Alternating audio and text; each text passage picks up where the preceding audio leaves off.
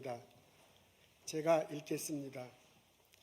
그가 에스더의 말을 모르드게에게 전하매 모르드게가 그를 시켜 에스더에게 회답하되 너는 왕궁에 있으니 모든 유다인 중에 홀로 목숨을 건지리라 생각하지 말라. 이때 내가 만일 잠잠하여 말이 없으면 유다인은 다른 데로 말미암아 노임과 구원을 얻으려니와 너와 내 아버지 집은 멸망하리라. 내가 왕후의 자리를 얻은 것이 이때를 위함이 아닌지 누가 알겠느냐 하니 에스더가 모르드게에게 회답하여 이르되 당신은 가서 수산에 있는 유다인을 다 모으고 나를 위하여 금식하되 밤낮 3일 동안 먹지도 말고 마시지도 마소서. 나도 나의 시녀와 더불어 이렇게 금식한 후에 규례를 어기고 왕에게 나아가리니 죽으면 죽으리이다 하니라. 모르드게가 가서 에스더가 명령한 대로 다 행하더라. 아멘.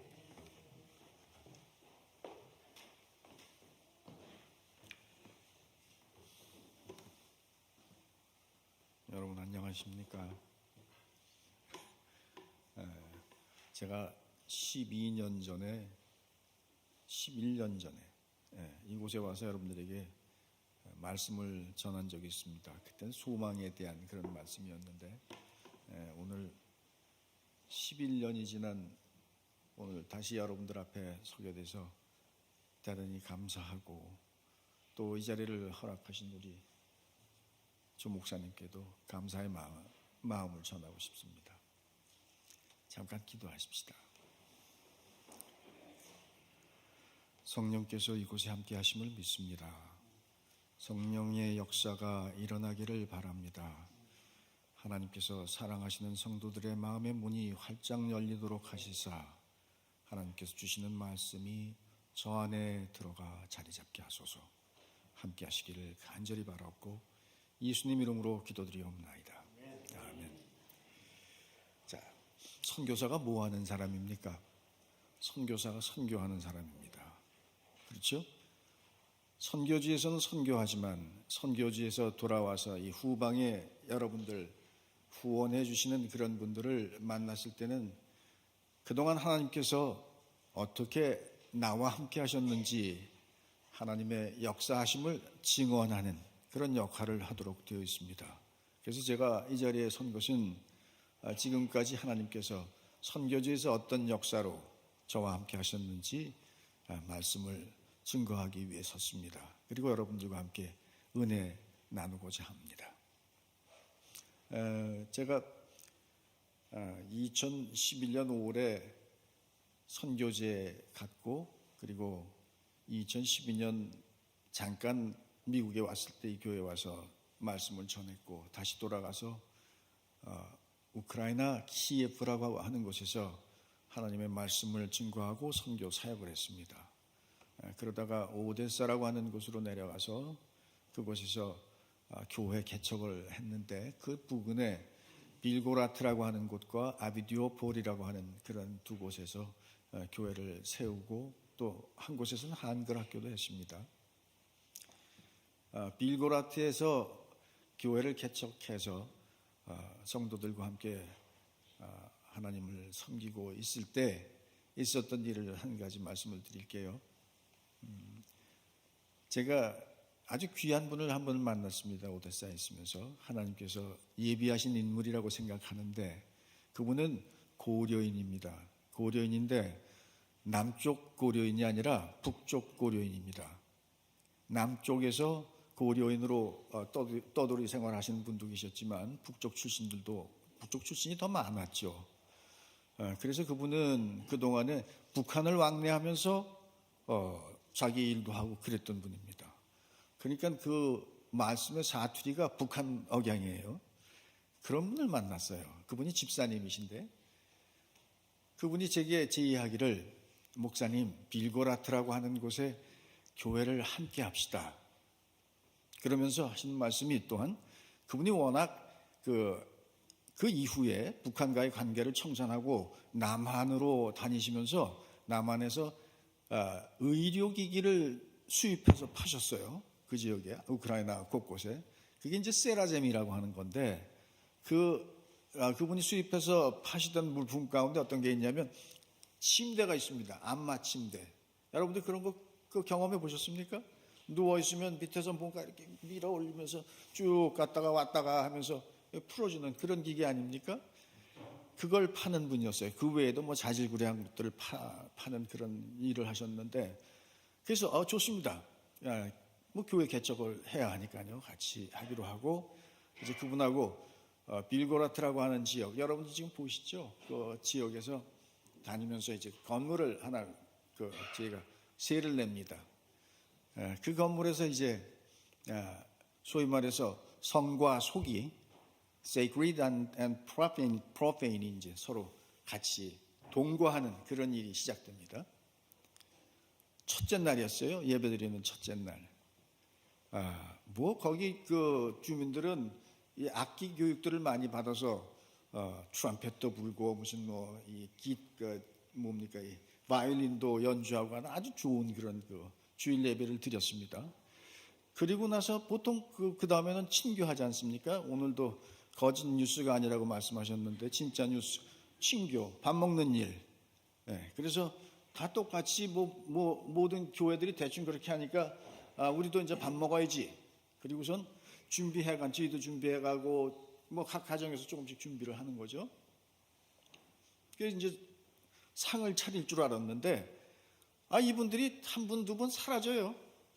그리고 구석으로 가가지고 사라지시더니 조금 있다가 전부 가운 하나씩 입고 나오시는 거예요. 가운, 허름한 가운. 오실 때 보니까 비닐주머니에 비닐봉지에 그걸 들고 온 거예요. 각자 허름한 가운들을 입고 나와가지고 거기 세레젠 그 침대가 한 10개 정도 있는데 그 앞에 가서 탁 쓰시는 거예요. 다 쓰시고 서가지고 이제 준비를 하는 거죠. 남은 분들은 이제 다음 차례를 기다리는 거고, 뭐 하나 했더니 그렇게 가운을 갈아입고 와가지고 침대에 누워서 안마를 받는 겁니다. 그 얼마나 대단한 일입니까? 영적인 양식, 영과 육의 공동 공급 아니겠습니까? 그래서 놀란 적이 있습니다. 그렇게 빌고라타라고 하는 지역에서 제가 개척을 하고 교회를 하고 있다가 그 다음에 아비조펄에 와서는 조그만 가게터하고 가게터 아니 그 지역에 말하자면 문화원 같은 데예요. 그런 걸 빌리고 또 조그만 집을 빌려가지고 교회도 하고 한글학교도 하고 그랬었습니다. 그때 제 집사람하고 같이 저는 꼬마 반을 맡고 집사람은 조금 위에 반을 맡았어요. 근데 서로 얘기가 아이들을 가르치려니까 우리 실력 가지고는 안 되겠네. 좀 제대로 가르쳐야지. 그래서 서로 누가 그럼 한글 공부를 더 해야 되겠어. 여러분 한글과 한국어는 틀립니다. 우리가 학교 다닐 때 배웠던 한글 문법, 한글을 외국인을 대상으로 해서 전혀 그거 가지고 못 가르쳐요. 다시 배워야 됩니다. 그리고 자격증도 취득을 해야 됩니다. 그래서 집사람하고 같이 얘기를 했죠. 누가 할까? 누가 배울까? 그러다가 그럼 하나 더 공부를 합시다. 이 기회에 키예프에 우크라이나에 처음 갔을 때 러시아어를 배웠는데 그때 한 2달 배웠나 그럴 거예요. 시간이 많지 않아서 우리 대장 되는 분이 당신은 늦게 선교사 시작했으니까 말 배우는 건 생략. 그러면서 여기 아주 훌륭한 트랜슬레이터가 있으니까 인양반하고 사역하면 돼 이렇게 얘기를 하셨어요. 그러니까 대장이 명령하니까 전 뭐 꼼짝없이 그렇게 했죠. 근데 그 일이 있기 전에 2달을 러시아 선생님을 모셔다가 집에서 집사람하고 같이 가정교육을 받는데 가정교사죠 말하자면 그분이 하루에 일주일에 한 번이죠. 일주일에 한 번 1시간 반 내지 2시간을 공부를 하는데 두 사람 다 그 수업 끝나면 진통제 먹습니다. 머리가 아파서. 서로 여기 좀 만져봐. 그래서 서로 만져봐요. 뜨끈뜨끈합니다. 이게 얼마나 열이 난 아지랑이가 피어오를 정도예요. 그만큼 러시아어가 골치 아픈 언어입니다. 그러니까 처음에 2달밖에 안 배웠으니까 우리 그것도 좀 열심히 해서 더 많이 알고 생활에 불편하지 않게 좀 배웁시다. 그럼 누가 할 건가? 근데 러시아는 서로 싫어. 열나니까 힘드니까. 그래서 이걸 어떻게 결정할 건가? 가위바위보를 하기로 했습니다. 가위바위보 하는데 여러분도 그런 경험이 있는지 몰라요. 어렸을 때 왜 가위바위보 하다가 할 때 마지막에 크게 낸다든가 뭐 소리를 크게 지르면 상대방이 웁질하면서 그거 내지 않습니까? 그런 경험들 있죠. 지 집사람하고 가위바위보 하는데 이 사람은 그 경험이 있는 거예요. 그랬던 경험이. 저는 그런 경험이 없거든요. 순진한 사람이었습니다. 가위바위보 하는데 보 하니까 제가 보를 냈어요. 그냥 저 사람은 보 하면 보를 낼 테니까 나는 가위다 무조건. 가위를 척 내지 뭡니까? 그래서 제 보자기가 잘라졌습니다. 그래서 제가 할 수 없이 러시아어를 하게 됐죠.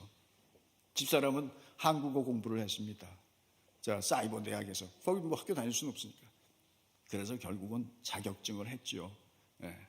그리고는 열심히 아이들을 가르치고, 그래서 그래도 좀 인정받는 그런 그 선생 노릇을 하고 있습니다.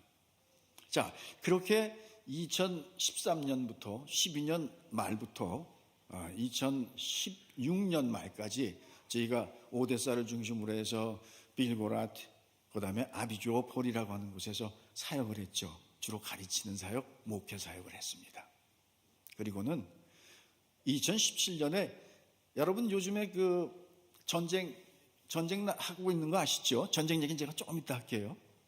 전쟁하는데 아주 그냥 폭탄을 집중적으로 받는 지역이 한 군데 있습니다. 여러 곳 가운데 하나죠. 니콜라이브라고 하는 곳이에요.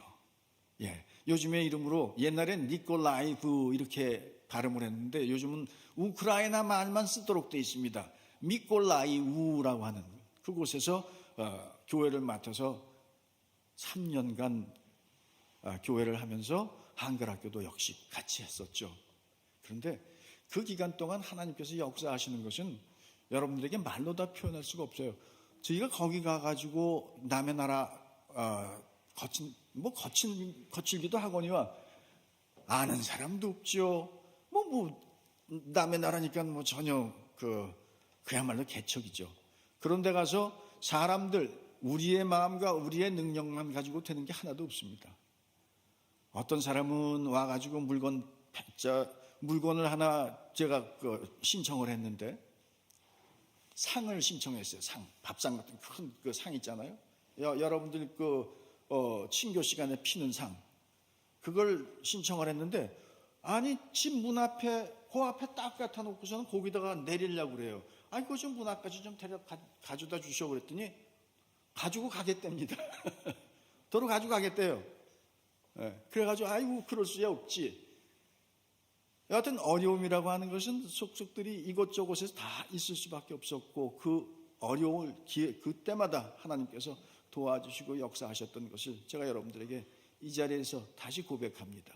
저의 능력이 아니라 하나님의 능력 주시는 자 안에서 그 능력으로 인해서 내가 모든 것을 할 수 있었다라고 하는 말씀을 여러분들 앞에 드립니다.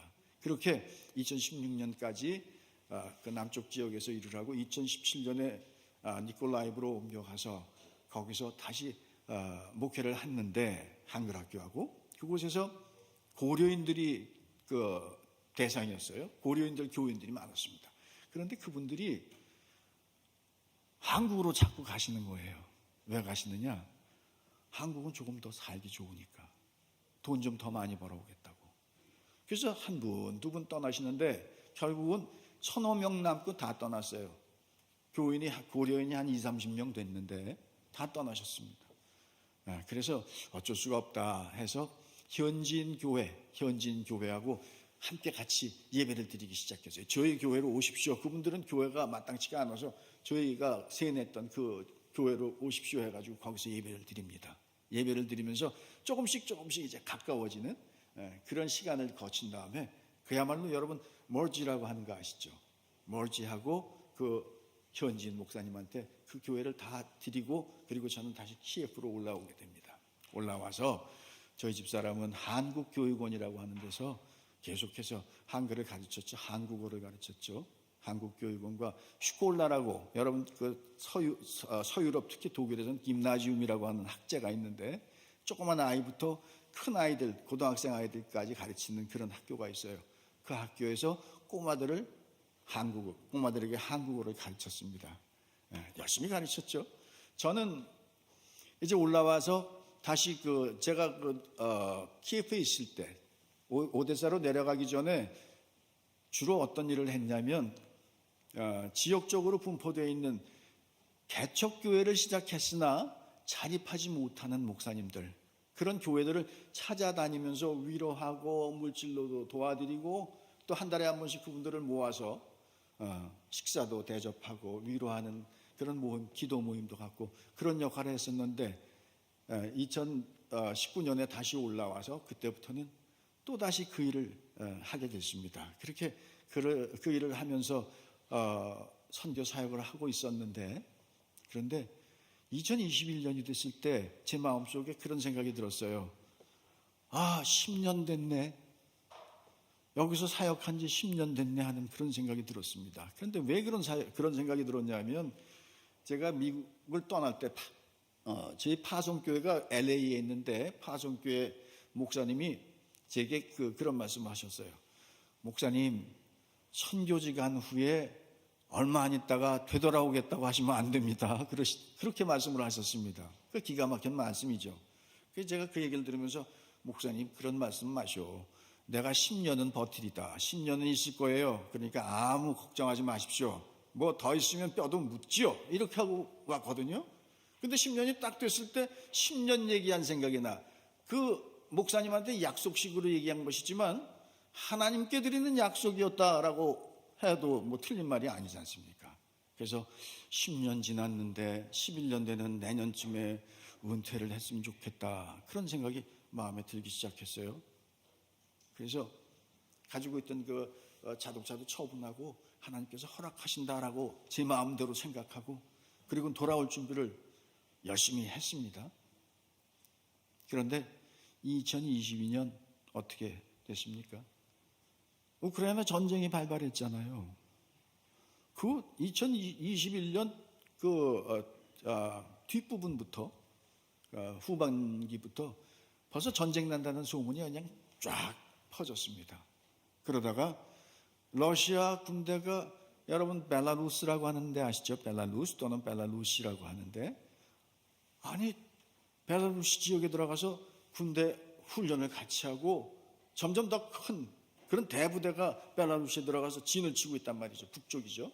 우크라이나 북쪽에서 조만간 내려올 것이다. 이제 이런 소문이 들어서 사람들이 다 떠나기 시작합니다. 외국인들이, 특별히 외국인들이 다 떠나고, 우크라이나 백성들도 제법 있는 사람들, 제법 주머니에 돈이 있는 사람들은 다 떠나기 시작했죠. 그런 와중에 미국 대사관에서 연락이 왔어요. 미국 시민들은 이 나라가 위험하니까, 전쟁의 위험이 있으니까 다 떠나십시오. 그렇게 연락이 왔어요. 그러면서 또 뭐라고 하냐면, 떠나는데 비행기 값이 없으면 빌려드립니다. 나중에 미국 가서 갚으십시오. 이렇게 연락이 왔더라고요. 그래서 감사하는 마음이지만, 여하튼 그렇게 연락이 왔는데, 저는 그게 왜 감사하다고 생각되냐면, 무조건 미국으로 돌아가라, 미국 시민권자들은. 그렇게 얘기는 안 했다는 거예요. 머물든 돌아가든 죽든 말든 난 모르겠으니 당신이 알아서 하시오 라고 하는 거였어요. 그런데 그때 한국 선교사님들은 한국 정부에서 다 돌아와라, 안 돌아오면 역군 무효시킨다, 이렇게 나왔습니다. 그러니까 돌아갈 수밖에 없었죠. 그러나 저희는 저희가 원하는 대로 결정할 수 있었다는 것이 너무 감사한 일이죠. 그래서 우리 머물자. 왜 머무느냐? 하나님께서 머물라 하시니까 머문다. 하나님께서 제 마음에 그런 마음을 주셨어요. 왜 고민이 안 됩니까? 전쟁이 일어날 거라고 하는데, 헐몸도 아니지 않습니까? 아내도 있지 않습니까? 그래서 걱정이 왜 안 되겠습니까? 그래, 열심히 기도하면서 또 기도하고 또 기도하고, 그때 제 마음속에 들려주시는 것이, 가지 마라. 내가 보냈는데 네 마음대로 가냐? 왜 보냈는데? 이 백성들 돌보라고 보내지 않았느냐? 가봐야 갈 데도 없어. 너는 사실 갈 데도 없어요. 이제 나이 먹을 만치 먹었고 어디 뭐 취직해서 갈 수도 없는 거고 어디 다른 교회로 갈 수 있는 것도 아니고, 그리고 또 제 아이가 다 자라서 성장해서 시집가고 하나밖에 없습니다. 전 딸. 그러니 뭐 치닥거리 해줄 아이도 없고, 게다가 몸도 여기저기 아프고, 그래서 그러면 하나님께서 떠나라 하시나 보다 이렇게 생각을 했는데, 하나님 잡으시기를 너 갈 데 없어 이러시면서 잡으시는 거예요. 그러면서 이 전쟁이, 지금 일어난 전쟁이 선한 전쟁이냐 악한 전쟁이냐? 뭐 당연히 악한 전쟁 아닙니까? 악의 세력이 일으켰으니까. 여러분 생각해 보십시오. 우크라이나라고 하는 나라가 원래 키예프 공국이라고 하는 지역에서부터 그 나라의 이름을 갖고 시작한 겁니다. 루스, 키예프 루스라고 하는, 그 루스라고 하는 것은 지금에 와서 러시아라고 하는 단어로 바뀌었는데, 러시아라고 하는 단어는 원래 키예프, 우크라이나가 갖는 단어예요. 갖는 이름입니다. 그런데 키예프 공국에서 모스크바 공국이 떨어져 나갔어요. 이거야말로 이제 그 모스크바에서 이 같은 민족 중에 그 나라를 세운 거죠. 그런데 지금 어떻게 이름이, 이 나라는 우크라이나고 저쪽에 모스크바를 중심으로 한 나라가 러시아라고 하지 않습니까? 그 러시아라고 하는 이름은 우크라이나가 가져야 하는 이름이에요. 그 우크라이나라고 하는 그 단어 자체도 변방의 끝, 변방의 끝이라고 하는, 땅의 끝이라고 하는 그런 의미였습니다. 그런데 지금 우크라이나 사람들은 그 땅의 끝이라고 하는 그런 의미에서 조금 더 발전해서 유럽의 끝이다 그렇게 해석을 하면서, 우리나라도 유럽의 한 자락에 끼어 있어 그러면서 목을 고추 세우죠. 제가 보면 우습죠. 그런 이름조차도 그 지금 모스크바에 나라를 세우고 있는 그 나라에서 다 가져간 겁니다. 그래서 이제 앞으로는 우크라이나 사람들은 러시아를 러시아라고 부르지 않고 모스크바라고 하는 이름을 가지고선 그 이름을 그렇게 부르겠다라고 얘기를 하고 있어요. 루스는 벨라루스, 모스크바, 그다음에 키예프, 이 세 나라가 공통적으로 가질 수 있는 그런 단어다, 나라 이름이다. 그런데 그것을 지금 소위 말해서 모스크바의 중심을 두고 있는 나라 세력이 독점하려고 하고 있다. 또 여러분, 이거 말이 되는 얘기입니까? 옛날에 제 할아버지가 큰 땅을 가지고 계셨어요. 큰 땅을 가지고 계셔서 다 그 지역을 다 말하자면 뭐 좌지우지 하셨단 말이죠. 그런데 지금 수십 년이 지나서 그 땅은 이미 다 사라졌죠. 근데 제가 어느 날 가가지고 그 땅에 살고 있는 사람들에게 이 땅은 우리 할아버지 거니까 옛날에 여러분들 다 내놓으시오. 안 내놓으면 내가 쳐들어간다. 그래가지고 지금 러시아가 우크라이나를 치고 있는 그런 모습 아닙니까? 말도 안 되는 거죠. 선과 악으로 구분하자면 분명히 이 전쟁은 악의 세력인 푸틴이 일으킨 전쟁이다. 선악을 구별할 줄 알잖아 너는, 저 자신, 하나님께서 말씀하실 때. 그런데 선의 세력이 승리할 수 있도록 네가 도와야지, 너도 함께 해야지, 그렇게 말씀하시는 것입니다. 그러면서 이 전쟁은 내가 있게 하고 없게 하는, 이 모든 세상의 만물의 주인인 내가 주관하는 건데, 내가 주관한다라고 하는 얘기는 결국 의의 승리로 끝날 수밖에 없다라고 하는 것 아니겠느냐. 그것을 믿는다면 너는 머물러 있어야 된다. 머물러 있으면서 이 백성들을 위로하고 그곳에서 되어지는 하나님의 역사를 보고 세상에 전해라. 이것이 제게 하나님께서 말씀하신 명령이었습니다. 그래서 지금 이곳에 와서 여러분들에게 이 말씀을 전하는 겁니다.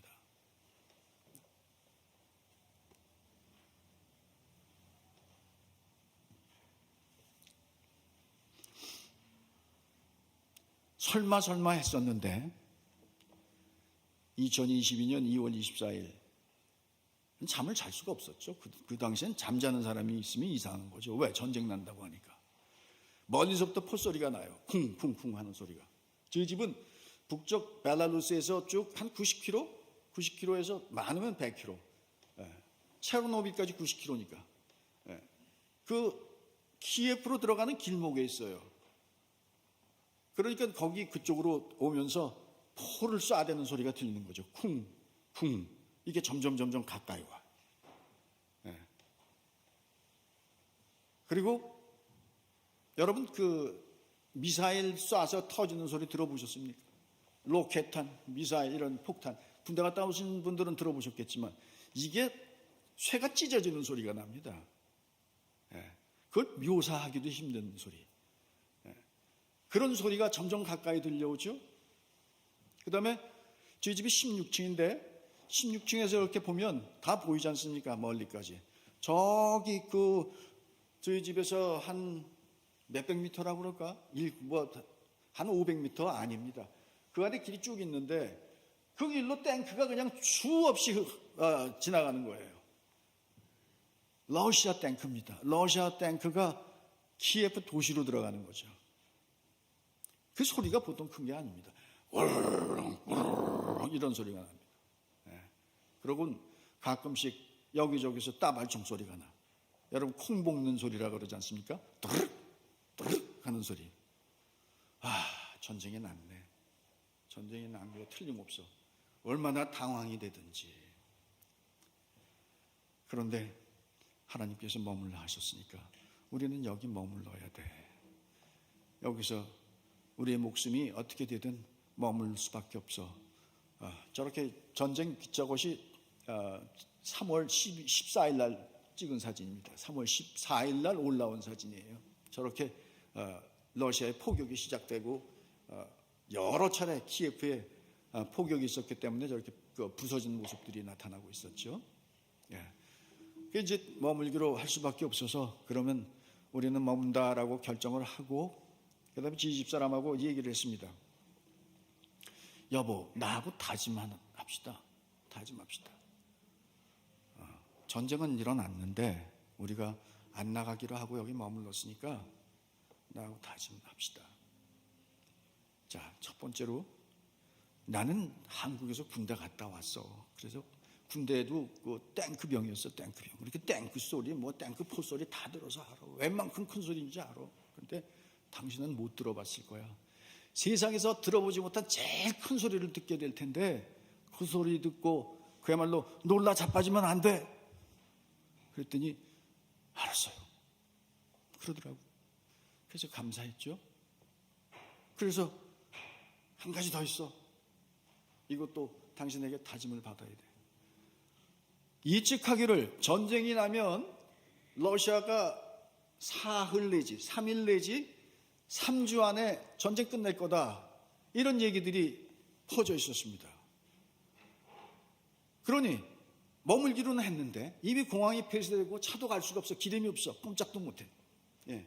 머물기로 했고 그러니까 이제 부딪히는 수밖에 없는데 러시아군이 들어와서 밀려오면 조만간 우리 집까지도 올 것이고 우리 집에 와서 현관문 두들기면서 문 열어 따발총 들이대고 문 열어 하고 들어오면 그 자리에서 여보 아이고 감나 하고 무릎 꿇고 살려주세요 하면 절대 안 돼. 알았어. 그래가지고 그 다음에는 자 이제 무엇을 해야 되는가. 미국 정부에 편지 썼어요. 여러분들이 정부에서 우리 나가라고 했는데 위험하니까 피하라고 했는데 우리 여기 머물기로 했어요. 양심상 나갈 수가 없어요. 저들을 위로해야 돼요. 종교적인 양심상, 믿음의 양심상 난 떠날 수 없습니다. 그래서 머물기로 했는데 그러니까 우리가 결정하니까 한 거니까 미국 정부 우리가 죽든 말든 책임이 없다고 우리가 선언합니다. 인정합니다 해서 편지 보냈어요. 그리고는 머물게 되면서 조금씩 그 러시아군들이 물러나기 시작하고 그러면서 밖에 나갈 수 있게 됐어요.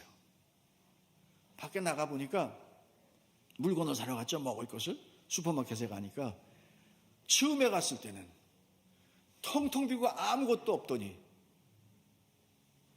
러시아군이 물러나고 난 다음엔 슈퍼마켓에 먹을 것이 잔뜩 쌓였고 또 그것을 사러 오는 사람들도 줄을 쭉 서가지고 기다리고 있고. 그런데 들어갈 때도 붐비고 무질서해질까 봐 나온 사람만큼만 입장시키고, 그렇게 바깥에 줄 서 있는데 어떤 곳에서는 빵을 사기 위해서, 빵을 사는 게 아니죠, 빵을 얻는 거지, 빵을 얻기 위해서 줄을 서 있는데 러시아군이 공격해가지고 수없이 많은 사람들이 죽는 경우도 있었고, 그런 경우들이 여러 번 어려움들이 있었고, 그런 과정들을 다 거치면서 그저 사이렌 뭡니까, 경보 사이렌이 울리죠. 공습 경보 사이렌, 그거 울리면은 그냥 정신없이 아파트 지하에 있는 대피소로 피하고 그렇게 지냈습니다. 그러다가 이렇게 여기서 이렇게만 지낼 수는 없다 해서 우리가 해야 할 역할이 뭐냐, 선교사로서 이제 머물게 됐으니까 다른 친구들은 다 떠났는데 여기 머물러 있는 우리들로서 해야 할 일을 찾아서 합시다, 이런 얘기를 하고 아이들에게 편지를 보냈어요. 우리 집사람이 가르치는 학생들에게. 그랬더니 학생들이, 아니 선생님 어디 계세요? 여기 키예프에 있다, 키이우에 있다, 안 떠나셨어요? 그러면서 감격적인 말을 쓰는 거예요. 안 떠나주셔서 감사합니다. 우리와 함께 이 어려움을 같이 하시니 감사합니다. 그런 편지를 쓰고 그걸 받으면서 제 마음이 가만히 있으면 안 되겠다 해서 그 아이들을 위로하는 모임을 5월 달에 갔습니다. 처음에 몇십 명을 모이도록 해가지고 그 아이들과 위로하고 식사하고, 우리는 떠나지 않을 거야. 우리는 하나님께서 이곳에 머물러 하셨으니까 우리는 계속 있을 거니까 어려움 있을 때 같이 연락하자. 이제 그렇게 위로를 하고, 그 다음에는 보로디안카라고 하는 곳을 저희가 갑니다. 그 지역마다 피해를 많이 입은 그런 지역들을 찾아다니면서 그곳에 없어서 어려움을 겪는 분들을 돕기 위해서 돌아다니면서 그분들을 만나고 직접 먹을 것도 전달하고 그런 일들을 했습니다. 그리고는 8월쯤에 되니까, 그 전부터 제가 그 NGO 그룹을 돕던 그런 곳이 있었는데, 그곳은 어떤 일을 했었냐면, 전쟁이 심하게 지금 진행되고 있는지요. 여러분 바흐무트 요즘 많이 나오지 않습니까? 그 이름이 도네츠크의 바흐무트. 그런 지역에 구호 물자를 싣고 가서 전해주는 거예요. 그런 일들을 합니다. 그래서 그때까지는 같이 가지는 못하게 했어요. 그래서 지원만 했습니다. 물질 지원만 했습니다. 그렇게 지원을 하고 있었는데, 나도 가고 싶다, 나도 데리고 오다오, 그렇게 얘기했을 때 지금 위험하면 안 됩니다. 그러다가 8월쯤에, 7월 말쯤에 연락이 왔어요. 이번엔 같이 가죠. 그래서 얼마나 감사했는지 8월 2일인가 3일부터 이제 가는 그런 팀에 같이 합류를 해서 바흐무트 지역 도네츠크라고 하는 곳을 가서 거기서 바흐무트에 들어갔습니다. 거기 가서는 물건들을 이렇게 전달을 하는데, 거기 가다가 로켓포 쏘고 서로 주고받고 이런 얘기 기니까 말씀을 안 드리고 그 주민들의 태도를 여러분들에게 말씀드려 보려고 합니다.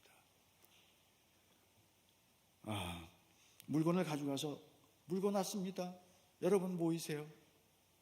쫙 모입니다. 그런데 하나같이 노인네들이, 하나같이 노인네들. 젊은이들은 다 군대를 갔든가, 일부는 우크라이나 백성들은 요즘에 애국심이 아주 강해져서 다 도망갔다, 이렇게 표현을 제가 할 수는 없습니다만은 전부 그 지역을 떠날 수밖에 없었고, 그래서 노인네들만 있어요. 그 노인네들이 줄을 쫙 씁니다. 이제 한 분 한 분 나눠주는데, 그 자리에 로켓포가 떨어지는 거예요. 바로 몇십 미터. 정신없이 어제 그 아이들한테 제가 이렇게 얘기를 했어요. 그 소리를 흉내를 냈는데, 여러분들 들어보십시오. 비슷한지. 삥! 빵! 비슷합니까? 들어보신 것 같아요? 막 떨어지는 거예요. 그래서 저는 어쩔 줄을 몰랐죠. 우리 팀들하고 같이. 근데 그분들은 흐트러짐이 없어요. 대오가. 먹는 것이 중요했으니까. 어디 가서 먹을 것을 구합니까? 그런 모습을 보면서 얼마나 안 듣는지 몰라요. 자, 그리고 이제 10월쯤에 됐을 때 또다시 뭐 그 안에 이 여러 지역을 다니면서 제가 지원을 하고 후원도 하고 했는데 10월이 되면서 두 번째로 우리 학생들을 위로하는 모임을 다시 가집시다 해서 그전에는 뭐 선물이라고 아이들이 쓸 수 있는 필수품을 나눠주긴 했지만 그때는 조금 정말 쓸 수 있는 거, 아이들이 좋아하고 필요한 거. 여러분 갤럭시 탭이라고 하는 게 있어요. 아이패드 같이 생긴 거죠. 그거를 선물로 주기로 하고 위로 모임을 하겠다라고 광고를 냈어요. 광고를 냈는데 그때 거기에 뭐라고 집사람이 요구를 했냐면, 요구도 아니죠. 너희들이 겪은 이 얘기를 일기식으로 짧게 손글씨로 한글로 써서 나에게 내다오, 보내다오 그랬습니다. 그 제목은 2022년 봄 나의 일기. 그래서 약 30명의 아이들이 쓴 것을 보내줬어요. 그리고 10월 달에 아이들을 위로하는 모임을 저희가 가졌습니다. 그런데 그 일이 있고 난 다음에 글을 읽으면서 도저히 그냥 읽을 수가 없어요. 눈물이 나서. 함께 그 전쟁을 같이 겪었던 그런 마음이라 더 이해의 폭이 넓었는지 모르지만 그것을 보면서 눈물이 나서 읽을 수가 없어요. 그런데다가 어떤 아이가 그렇게 썼습니다. 이 일, 이 사건을 나의 손주들에게 알려주고 싶어, 전해주고 싶어요. 그렇게 쓴 부조를 봤습니다. 그래서 이 아이들에게 우리가 선물을 또 하나 하자. 어떻게? 책을 만들어주자. 책을 만들어서 이 아이들이 정말 그 손주, 손녀들에게 전해줄 수 있는 그런 책을 만들어주자 해서 그때부터 수셔번 했습니다. 책을 만들 수 있는 길이 있는가. 근데 다 기술자들은 떠났어요. 우크라이나에 남아있는 사람들이 별로 없어요. 그래 어쨌든 수소문해서 편집자를 찾고 같이 공동 작업을 해서 책을 만들기 시작했습니다. 그래서 책을 만들기 위해서 이 한글만 쓰면 안 되니까 한글과 우크라이나가 같이 나오면 좋겠어. 이 글을 쓴 대로 너희 우크라이나로 된 일기를 보내다오 해서 한쪽은 한글, 한쪽은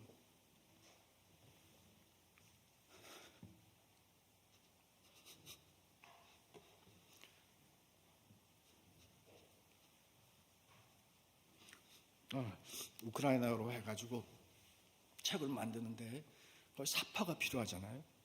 그 사파를 그리는 아이가 있어요. 그것도 그걸 잘하는 친구가 있어요. 그래서 저희 집사람은 원래 그 미술을 했기 때문에 거기에 어떤 그림이 들어가면 이쁠 것 같다라고 하는 그런 제의를 하고 해서 아이들이 사파도 그리고 해서 그 책을 인쇄하기 시작했죠. 그런데 그 무렵 러시아가 우크라이나의 그 전기 시설에만 집중 공격을 해가지고 인프라가 다 없어지고 정전 사태가 계속되는 거예요. 그러니까 인쇄소에 기계를 돌리지 못하는 겁니다. 그래서 날마다 연락하면서 그게 언제쯤 되나 이렇게 기다리다가 12월 23일 날 그게 완성이 됐다고 저희 집에까지 배달이 됐어요. 그런데 그때 제가 이 무릎이 불편해서 미국으로 나오기로 그렇게 결정을 하고 날짜를 정해놨었습니다. 12월 26일 날 우크라이나에서 출발해서 미국에 오기로. 그 전에 이제 저희 딸 아이가 그 남편하고 사위하고 같이 와서 그 아이들이 제 모습을 보고 저 지금 허옇죠? 허여멀끔하죠? 어떻습니까? 네. 그때는 몰골이 말이 아니었나 봐요. 그래서 안 돼, 그렇게 지내면 안 돼. 그러면서 무릎도 가서 고치고, 그 아이들에 얹혀서 나왔죠, 말하자면. 근데 나올 때까지 그 책이 돼야 되는데, 왜냐하면 거기선 우편물을 보낼 수가 없어요. 우체국들 다 폐쇄됐기 때문에. 그래서 나와서 붙여야 되는데, 마침 23일 날 돼서 26일 날 들고 나왔죠. 그래서 한국으로 보내는 것들은 폴란드에서 붙였습니다.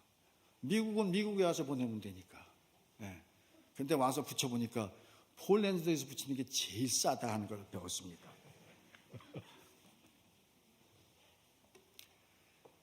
그렇게 저희가 머물면서 이제 하나님께 감사하는 게 있어요. 죽으면 죽으리이다. 에스더가 이야기한 거 아닙니까? 하만이라고 하는 자가 모르드게를 모략하고 그다음에 유대인들을 죽이려고 하는 그런 계획을 세웠을 때 모르드게가 에스더에게 소식을 전합니다. 이런 상황이야. 근데 너는 이미 왕비가 돼 있잖아. 네가 나서지 않으면 안 돼. 네가 왕비가 된 것은 이 때를 하나님께서 준비하신 거야. 네가 나서야 돼. 이렇게 얘기를 했을 때 에스더가 뭐라고 합니까? 가서 다시 모르드게에게 전하거라. 수산에 있는 유대인들을 모두 모아서 사흘 낮밤을 금식하고 기도하도록 준비하고 있도록 해다오. 모르드게가 알았다 해서 그걸 준비를 하지 않습니까? 저희가 그곳에 머무를 수 있었던 것은 첫째로 하나님께서 함께 하신다. 그걸 믿었고, 둘째로 하나님께서 내게 맡겨주신 사역, 그것에 대한 제 종교적인 양심, 그것 때문에 남았고, 세 번째로 내가 이렇게 결정할 때는 내 뒤에 하나님뿐 아니라 하나님을 믿는 믿음의 백성들, 하나님의 백성들이 수산에 있는 유대인들처럼 금식하며 기도하고 그곳에 남아있는 하나님의 종을 위해서 금식까지 할 것이다, 기도할 것이다 라고 하는 그런 믿음이 있었기 때문에 제가 머물 수 있었던 것이죠. 하나님께 감사드립니다. 그리고 이제 제 얘기를 마무리하면서 정말 하나님께 감사합니다라고 하는 말씀을 드리고자 하는데, 그것은 무엇인가 하니, 여러분들도 소망이 있으시지 않습니까? 소망 없는 사람이 있습니까? 꿈 없는 사람이 있습니까? 다 꿈이 있죠. 소망들이 다 있으십니다. 그런데 그 소망 가운데 이런 소망은 여러분들도 가지고 계실 거예요. 더 확실하게. 내가 하나님의 백성인데, 내가 하나님을 믿는 사람이라고 주일이면 교회 나가서 예배드리고 말씀을 듣고 말씀을 배우고 말씀을 읽고 하는데, 실제적으로 솔직히 말해서 내가 이 말씀대로 온전하게 순종하면서 살아본 적이 있느냐? 없습니다. 저는 단언하기를 없다고 말씀드릴 수밖에 없습니다. 온전하게 하나님 말씀에 100% 복종하는 그런 삶을 살아본 적이 없습니다. 하나님 말씀에 100% 순종한다라고 하는 말은, 다시 말씀드리면 죽기를 마지 않는, 목숨을 내놓고 하나님 말씀에 순종하려고 하는 그러한 자세가 되어야 된다라고 하는 그런 거죠. 그런데 전 그런 적이 없어요. 그런데 단지 소망으로 가지고 있었습니다. 하나님께 최대한 이 정도는 순종하고 하나님 말씀에 따라야 되지 않아? 그런데 아직도 못하네. 아직도 용기가 없고 능력이 없고 의지가 약해서 못하네. 그런 것이 늘 있어 왔단 말이죠. 그런데 하나님께서 우크라이나 전쟁을 통해서 제가 하나님 말씀에 온전히 복종할 수 있도록 기회를 주신 것이에요. 저한테 너무너무 감사합니다. 그래서 날마다 하나님 감사합니다. 이 부족한 자를 들어 쓰시니 감사합니다. 하나님께 기도하며 눈물 지기에 제 눈이 이렇게 작아졌습니다. 여러분들도 소망을 이루십시오. 여러분들의 소망은 하나님께서 주시는 겁니다. 여러분들이 하나님 앞에 하나님 말씀에 목숨을 내던지겠다라고 하는 그런 마음 가지시면 하나님께서 살려주십니다. 그리고 더 크게 축복하십니다. 이건 교회에서 늘 말씀드리는 거예요. 제가 여러분들에게 축복의 말씀으로 남기고 싶은 것은, 여러분들께서도 부족한 저에게 하나님께서 기회를 주셨듯이 여러분들에게도 하나님께서 순종할 수 있는, 하나님의 말씀에 순종할 수 있는 그러한 기회를 주십시오라고 하는 축복의 말씀을 남기면서 제 얘기는 여기서 끝내겠습니다. 기도하겠습니다.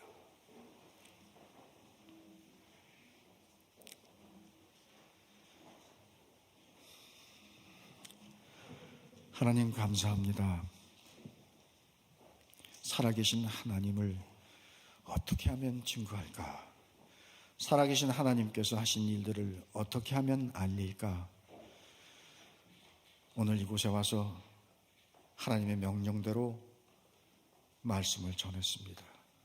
하나님께서 이제 저들의 삶 가운데 주인 되시는 줄 아오니 늘 순종하는 마음으로 최선을 다해서 모든 것을 다해서 하나님께서 주시는 말씀과 명령에 따를 수 있도록 축복하여 주시옵소서. 모든 말씀 예수님 이름으로 기도드리옵나이다. 아멘.